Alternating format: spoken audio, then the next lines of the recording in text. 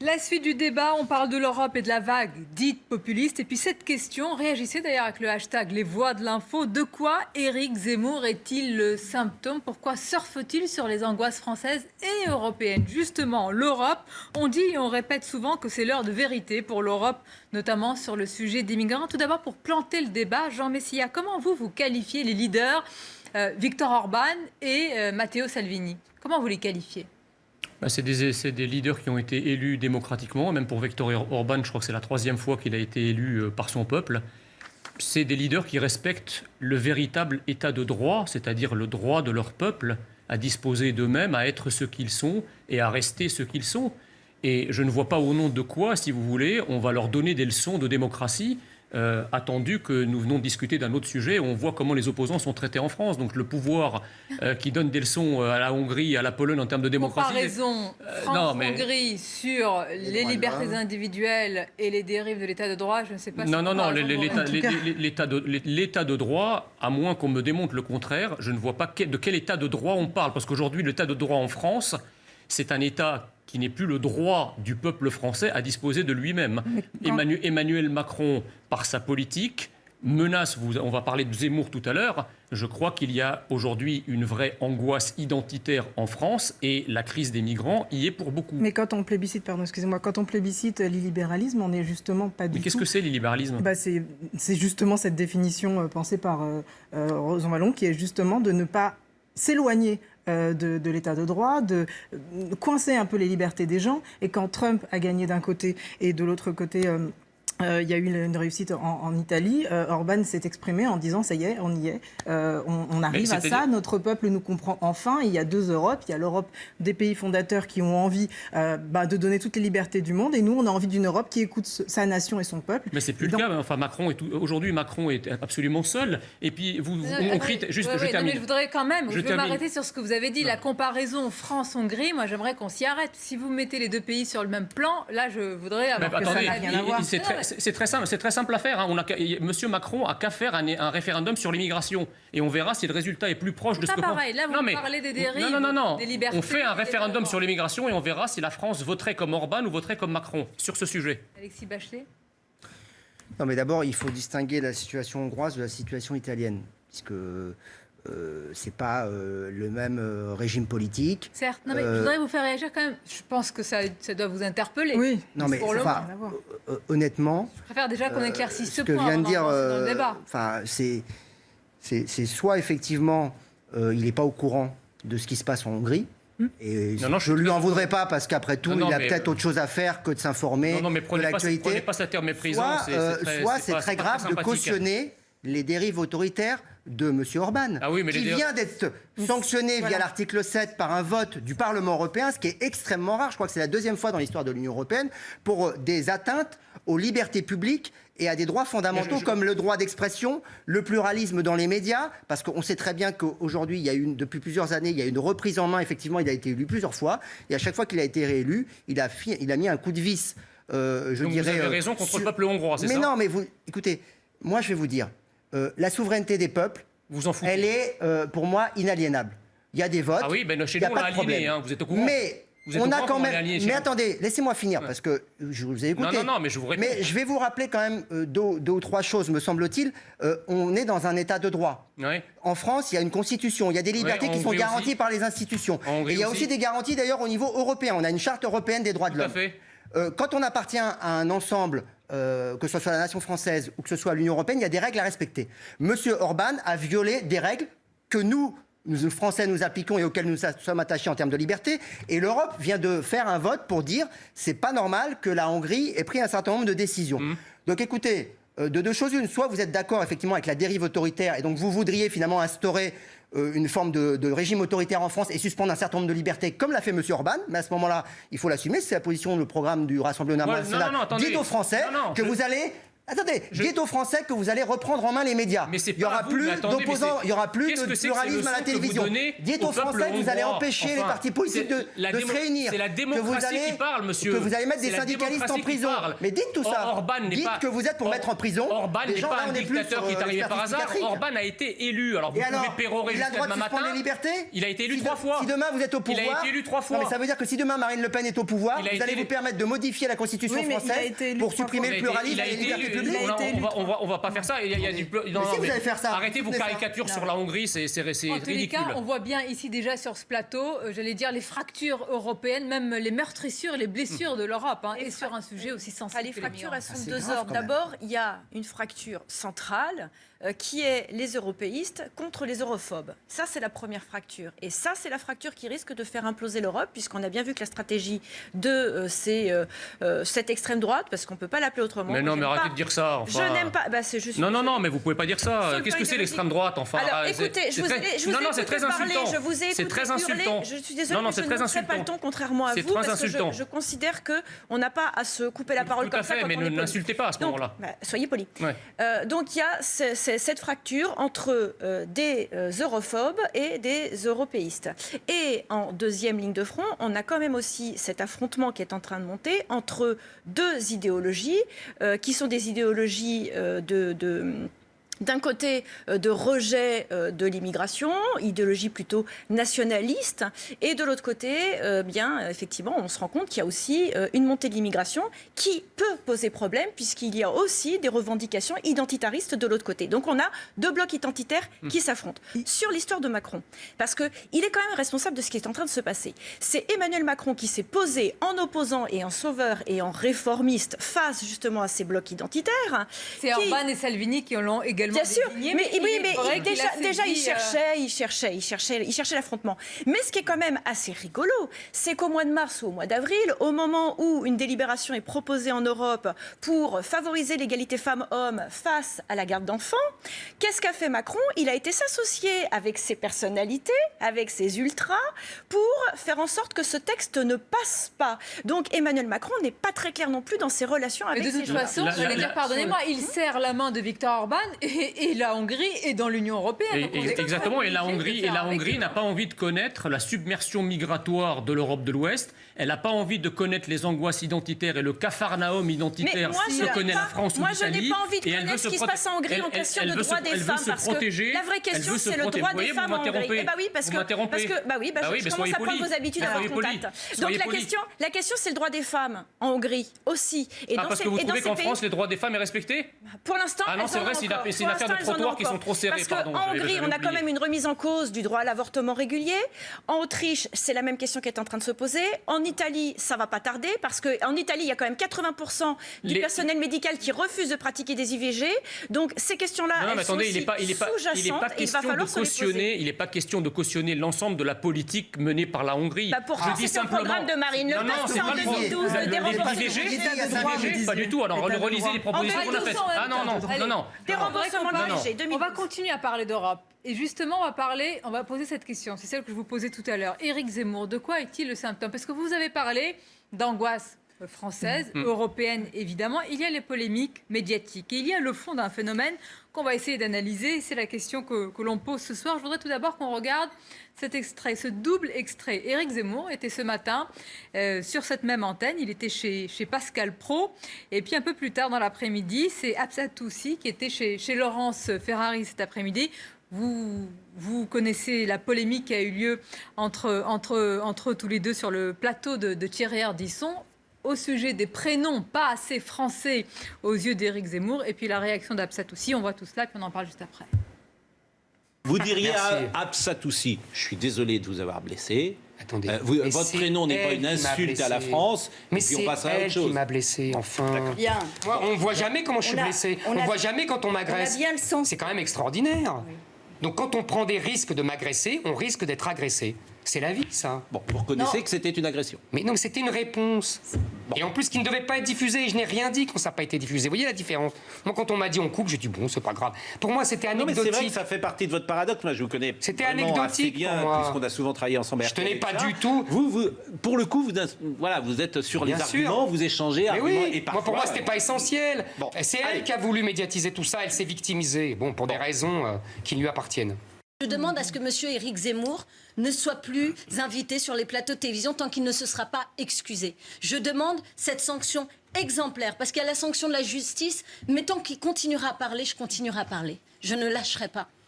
Je ne lâcherai pas. Je veux porter plainte. C'est un point important, et merci d'en parler, parce que c'est un point que je regarde depuis la dernière émission avec mon avocate.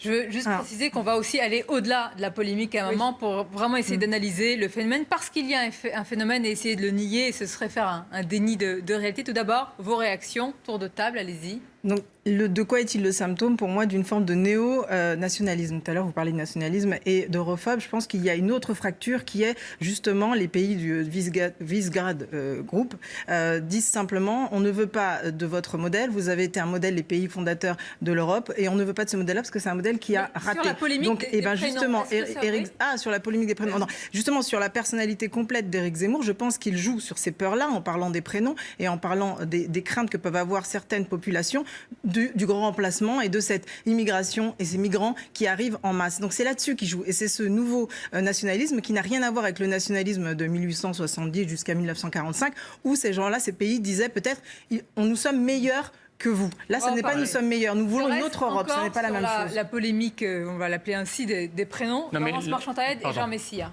Sur cette polémique, alors bon, là, on est déjà sur une polémique. C'est-à-dire, pour moi, ça ressemble vraiment à une opération de communication. Bon. De la part de qui? Pour commencer. Mais des deux sur cette histoire-là. Enfin, pour moi, il y a d'abord une histoire de communication derrière cette histoire-là. Et d'ailleurs, Éric Zemmour est un polémiste.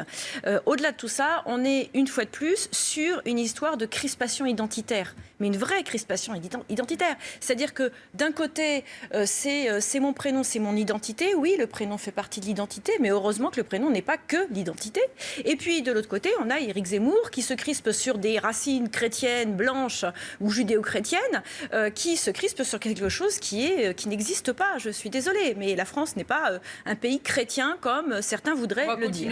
C'est un pays évidemment aux racines chrétiennes. Nier l'histoire, c'est pas. Je veux dire, quand vous parcourez les rues, vous voyez pas de pagode, vous voyez pas de mosquée, vous voyez surtout des églises. Donc il y a bien une trace chrétienne de la France à travers les siècles. Ce n'est pas un pays chrétien. Ça, c'est la première chose. Alors vous parlez comme Rokhaya Diallo, qui justement disait la France n'est plus un pays blanc et n'est plus un pays chrétien. Ce n'est pas Renaud Camus, ce n'est pas Éric Zemmour, c'est Rokhaya Diallo qui est une raciale. C'est une république laïque. Oui, la République est laïque, madame, mais la France est chrétienne. Non. Si. Alors ça, c'est la première chose. La deuxième chose concernant les prénoms. Alors je suis bien placé pour en parler. J'allais vous poser la question. On va regarder votre tweet parce que quand on est fier de son prénom, quel qu'il soit, on le change pas, je veux dire même par respect pour ses parents. Pourquoi non mais c'est alors c'est d'abord, j'ai pas vraiment changé mon prénom, c'est-à-dire que c'était mon prénom de baptême que j'ai repris et que j'ai francisé. Donc Jean est mon prénom de baptême francisé. Ça c'est la première chose. La deuxième chose, c'est que moi alors attendez, moi je critique pas le choix de votre prénom. C'était quoi? Je vous irez voir. Non mais vous pouvez le dire, vous l'avez porté un nombre d'années assez. Pas tant que ça, mais bon, peu importe. Mais parce que non mais c'est drôle que ça vienne de quelqu'un qui est d'un courant de gauche, qui veut absolument voir dans l'immigré assimilé, qui veut l'essentialiser et le renvoyer à ses origines. Je m'appelle Jean Messia, je suis de nationalité française, je suis français de cœur, et ne me dites pas vous êtes né à tel endroit, vous êtes né à tel endroit, vous avez eu tel prénom. Aujourd'hui, devant vous, je suis un citoyen français et mon identité française, c'est Jean Messia. Vous êtes attaché aux racines. Ça, c'est la première chose. Vous êtes attaché aux racines. La deuxième chose, c'est que je ne condamne absolument pas la réaction de Absatou devant Zemmour. C'est parfaitement son droit. En plus, c'est quelqu'un de très correct par ailleurs, qui est marié à un Français, qui a une petite fille qui a un prénom français, très assimilé, etc. Je critique pas ça. Je dis simplement que, effectivement... Non mais pardon, marier un Français, alors oui, correct, parce que Maria était moins bien. Mais je veux dire, c'est pas la peine. Non, mais c'est le procès que lui fait Éric Zemmour, en l'occurrence, c'est ça ce que je veux dire. Il est un peu injustifié. Maintenant, c'est vrai que c'est le débat que j'avais posé entre l'intégration et l'assimilation. Je vous l'avais dit sur ce plateau, Madame Mabrouk, en vous disant que l'intégration, c'est rester ce que vous êtes. L'assimilation, c'est devenir ce que nous sommes. Donc si vous voulez garder un prénom comme là-bas, vous habiller comme là-bas, manger comme là-bas, croire comme là-bas et parler comme là-bas, C'est où, à ce là-bas moment-là, il faut vivre là-bas, dans votre pays d'origine. Merci, Dans votre pays d'origine. Ossam Messia, c'est bien ça? Jean Messia, s'il vous plaît. Mais c'était bien ça ou pas? Mais c'est Oui, pas une c'était bien insulte. ça. Non, c'était bien ça. Mais pourquoi essentialiser les gens et les renvoyer à leur origine? C'est ça ce que je ne comprends pas. Non, non, vous le prenez comme ça. Non, non, vous c'est le prenez comme- comme ça. Non, non, Vous le prenez non, comme c'est ça. comme ça que tout le Non. monde le prend. Non, Mais non, non, et mais c'est- je m'appelle Yasmina, j'ai aucun problème avec ça. On ne me Non, non. renvoie pas à mon identité. Par contre, le problème, c'est qu'il y a plutôt, je pense, une politique globale. Parce que pour moi, le problème est plutôt Vous une savez- histoire de classe. Oui, Et les mais transclasses, non. les gens qui passent d'une classe à l'autre, c'est plus intéressant de penser à la France comme ça, peu importe qui on est, qu'on s'appelle Kevin à Lille Vous savez- ou qu'on s'appelle Yasmina à Vous avez, Paris. vous avez Le parlé, plus vous avez, important, vous c'est avez de parlé de surfer sur la... Comment sonder, j'allais dire, les reins et les cœurs pour savoir qui ici est le plus français? Mais non, que mais l'autre? Mais c'est Madame, pour ça, madame, c'est pour ça madame que le Mabrouk, prénom, c'est un faux débat. Madame C'est un Mabrouk, débat qui- le prénom est un faux débat. Non mais attendez, la France, c'est pas un hall de gare qui a été inauguré avant-hier. Hein. Oui, mais- La France, on peut pas venir de n'importe où, Mais parler justement, n'importe donc, quoi et s'appeler appuyons-nous n'importe sur des comment. faits Et dire, objectifs. et La- dire on est français, la c'est République pas vrai. On française, ferait ça au Maroc non, mais ou en ne- Algérie ou ne au criez pas. Sénégal. Il faut s'appuyer sur des criez pas. faits On chauffe. Mais objectifs. vous La moitié m'interrompez. la moitié des Français donnent des prénoms exotiques à leurs enfants. Ça, ce sont des faits objectifs. Non, ça Est-ce c'est que ça, ce c'est le sont des signe de faits objectifs? l'immigration Ce sont des massive depuis statistiques. 40 ans. D'accord, ok. Voilà, Bon, il y a 20 à 30% votre avis. d'immigrés C'est en votre France avis. dans la Maintenant, population je vais française. finir Voilà. sur des faits objectifs. On a un rapport qui est sorti il y a une semaine, le rapport de l'Institut Montaigne, qui démontre des faits objectifs. Il y a effectivement dans la population une envie de sécession, ce sont les termes qui sont employés Exactement. dans ce rapport, d'une frange de la population. Est-ce qu'on peut l'associer à l'histoire du prénom? Je ne le pense pas. Non mais c'est un signe. Par contre, ce Ça qui fait est partie important, des éléments. ce qui est Non, important, mais si. c'est de Le rappeler. prénom n'a rien à voir. Ce qui est important de rappeler, c'est que la priorité dans notre pays, c'est de refonder, de rappeler quels sont les principes républicains, quelles sont les valeurs républicaines, On fait que ça. et de Non, faire en sorte. justement, Non, on fait que ça. Justement, en Non. alimentant le Non, débat non. sur Ça fait le 40 prénom ans qu'on comme ne on le le fait fait. plus. Ça Non, fait 40 ça ans n'est qu'on pas a vrai. abandonné ça. Attendez, Alexis Bachelot, Et donc de je faire en pas sorte tout que le temps. cette partie-là de la population se sente français parce qu'on lui impose aussi à cette partie-là de la population le fait de respecter les principes et les valeurs républicaines. Aucune et des ça, c'est ce qu'on a majorités oublié le de fera. faire. C'est ce qu'on Seul a le oublié de Rassemblement faire pendant national fera 40 ça. ans. Eh ben, je ne suis pas Voilà, d'accord, mais il y en a si, d'autres. si. Non, mais bon, Éric Zemmour, il a désormais installé dans le paysage un certain nombre de thématiques. Je rappelle que sur le prénom, il avait déjà reproché à Rachida Dati d'appeler sa fille Zora, ce qui pour lui était une preuve de mauvaise intégration de la mère et donc je dirais, héritage de la fille. Je trouve que c'est assez détestable et assez même pénible d'avoir justement à avoir ce type de débat. C'est-à-dire à avoir le type de débat. On est en 2018 en France et on nous impose de savoir si certains prénoms sont français ou pas. Oui, mais il y a une Bah oui. résonance de ce débat, Alexis Bachelot. La question là Et n'est pas en de le savoir posant non faut pas... qu'on aille plus loin sur ça. Pourquoi Et ça, on ne peut rien faire contre. Éric Zemmour vend beaucoup de livres, des milliers de livres. Ce sont des véritables succès populaires dans un monde d'édition qui est très fatigué. Donc pourquoi cela? Parce qu'au-delà de la polémique, pourquoi est-ce qu'elle a une résonance? Mais pourquoi? Il y a plusieurs raisons. La première raison, c'est que Éric Zemmour est un champion dans les médias et qu'il a les punchlines. Il a a été fait viré beaucoup de partout. médias. Un peu comme Donald Trump qui s'était fait connaître en faisant des émissions de télé-réalité. Lui, il a fait des émissions de grand public comme chez Ruquier. Il a une forte notoriété. Donc, et il quand faudrait il ne passe plus en l'inviter, télé, c'est ça, la quand il passe en solution. télé, là par exemple, quand il parle des 12 balles dans la peau de Maurice Audin, c'est sûr que Oui, tout de suite, c'est un une provocateur. phrase qui fait choc, C'est un qui choque provocateur énormément. C'est surtout Et la donc, réalité. Ça génère des réactions. C'est surtout et la du vérité. coup, c'est pas un hasard pour moi si Éric Zemmour fait ses sorties médiatiques au moment où son livre est dans les librairies, parce que évidemment, les gens vont se dire peut-être que dans le livre on va retrouver d'autres choses, et donc ça crée effectivement un effet médiatique et commercial. Donc il est très efficace, c'est un très bon VRP, il sait créer des polémiques et les alimenter. Donc ça c'est le premier point. Le deuxième point, c'est qu'il a aussi saisi les questions du temps présent. Il a saisi les troubles sur ce qu'est la nation aujourd'hui, sur mais- la montée, Néo-nationalisme dont je parlais tout à l'heure. Attendez, je termine. Attendez, donc ces peurs ne sont pas fantasmées. Non, Alors, non, du tout. C'est très il y a concret. une partie Ce que de je ces disais tout à l'heure peurs- sur le Il y néo-nationalisme. a une C'est partie très de ces concret. peurs qui sont fantasmées au sens où elles sont alimentées et on exagère un petit peu la réalité. Vous voyez, M. Zemmour, il passe son temps à placer à dire des choses fausses, à mentir pour exagérer son propos, même si sur certains aspects, il parle de faits historiques, mais il est toujours un petit peu dans la déformation. Et de ce point de vue-là, il s'inscrit dans une tradition qui est très française, qui est une tradition qui remonte finalement à la fin du 19e siècle.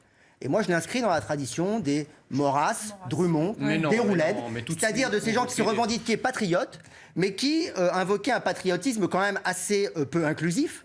Et pour moi, ce type de polémique, avec évidemment toutes choses égales par ailleurs, mais ça me rappelle finalement l'affaire Dreyfus, vous voyez ? Parce que disait l'extrême droite à l'époque de l'affaire Dreyfus ? Elle disait Dreyfus est coupable parce qu'il est juif. Et aujourd'hui, on dit à des gens, vous ne pouvez pas être français parce que vous avez un nom qui vient d'Afrique, qui vient d'ailleurs. Ou pour d'autres raisons, parce que vous avez une couleur de peau, etc. Et ça, je trouve que c'est dramatique que dans le livre d'Éric Zemmour, aussi longtemps,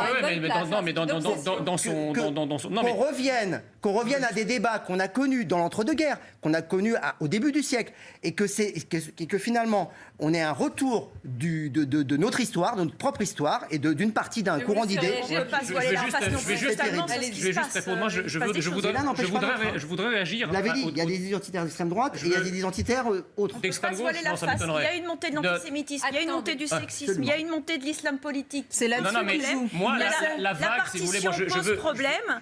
Donc il faut aussi se poser ces questions-là. Il ne faut pas se voiler la face. Je veux juste réagir par rapport à la vague. Ils surfent sur la vague, mais quelle vague en général? On ne surfe pas sur un lac ou sur une mer d'huile. On surfe sur une vague. Cette vague est provoquée par un vent. Ce vent n'est ni un vent xénophobe, soi-disant xénophobe ou raciste, c'est juste le vent qui est soulevé par ce que ressentent les Français, par les angoisses des Français, les peurs des Français. Les Français savent bien qui remplit leur prison, qui donne des coups de couteau pour un regard. Qui remplit les prisons. Voilà. Parce que tout à l'heure, on était correctement mariés si on était marié à un Français. Les femmes de France savent très bien quand elles sont dans la rue à qui elles doivent les remarques graveleuses, les propositions salaces et les insultes. Il faut arrêter de se voiler la face. Voilà. Donc Éric Zemmour, si vous voulez, met des mots sur une réalité. Mais quelle réalité? Tout à l'heure, excusez-moi, tout à l'heure on était mariés correctement si on était mariés avec un Français. C'est une réalité que vous voulez vous masquer absolument et vous voulez vivre dans un monde de bisounours. Je suis désolé, allez voir sur certains territoires en France. Vous avez des propos étonnants. Tout à l'heure, vous disiez qu'on était mariés correctement si on était mariés avec un Français. Et là, vous dites qui remplit les prisons? Les prisons sont remplies soit par des gens d'origine étrangère, soit par des étrangers. Voilà.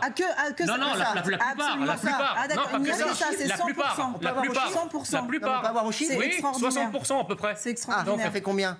Sur combien de prisonniers? Non mais attendez, c'est question pour un champion, vous allez vous renseigner, vous allez voir. Vous au-delà de la fait que vous posiez des choses, mais c'est à doigt mouillé. Le fait que vous posiez la question prouve que vous ne connaissez pas la réalité. Vous voyez? Ah oui. Donc je vous donne des informations, vous la découvrez. Il n'y a pas non plus des gens qui égorgent pour un regard en France. Vous êtes un menteur. Il n'y a pas des gens. Non, c'est vous.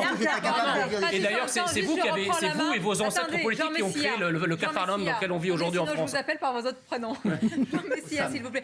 Il y a la question aussi sous-jacente que certains posent. Faut-il inviter Éric Zemmour? Est-ce que ça, c'est la vraie question? Parce que quand on dit liberté d'expression, il ne faut pas la contraindre d'un côté ou de l'autre, sauf si les propos tombent sous le coup de la loi, bien sûr. Mais dans ce cas-là, et c'est à vous que je m'adresse, la communicante, Yasmina Jaffer, comment contrer un tel discours? Parce qu'on a en face, quoi qu'on en pense, une machine intellectuelle qui peut faire dériver des faits, mais quand même qui vous oppose des faits. Comment les contredire de manière assurée, argumentée, charpentée? C'est une machine intellectuelle habituée aux provocations, c'est sûr et certain.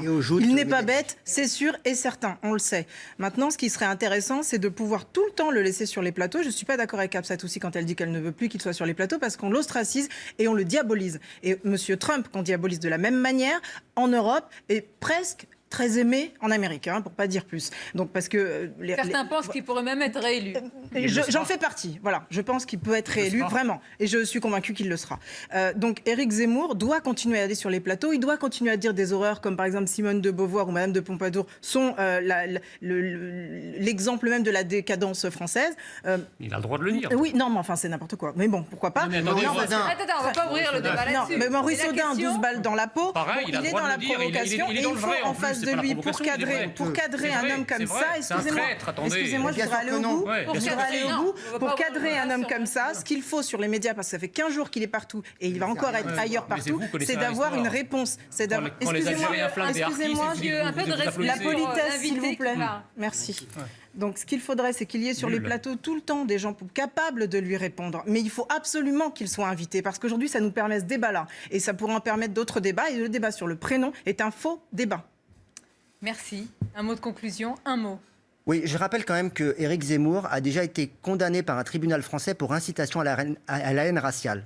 Et que cette condamnation faisait suite à des propos extrêmement graves où il suggérait quand même de déporter nos compatriotes musulmans parce que il fallait bien les mettre ailleurs parce qu'ils n'étaient pas à leur place en France. Oui, mais Et c'est que bâché. suite à Moi, je ça, voudrais qu'on il aille plus loin, continue ouais. quand même à avoir pignon sur rue dans un certain nombre de médias. Ça Il a pose pignon quand même sur question. rue. Il y a des gens qui ont Il a été condamnés pignon pour des sur rue. propos graves C'est la et qui sont plus démocratie. invités Il a sur les pignon plateaux. sur rue parce que C'est très bien que Dieudonné soit plus sur les plateaux. Je trouve ça très bien parce qu'il a plus des propos scandaleux. Voilà. Merci pour ce débat. Merci d'avoir été nos invités. Débat animé, mais malgré tout, tous les avis s'expriment. C'est ça le plus important. Merci à vous. Restez avec nous sur CNews. Évidemment, votre émission se poursuit dans quelques instants. C'est le moment du duel des voix de l'info. Et également, le moment que vous attendez, c'est la revue de presse. Le voici, le duel. C'est Alexandre Devecchio du Figaro et l'ancien député européen Karim Zeribi. Puis on découvre les unes du lendemain.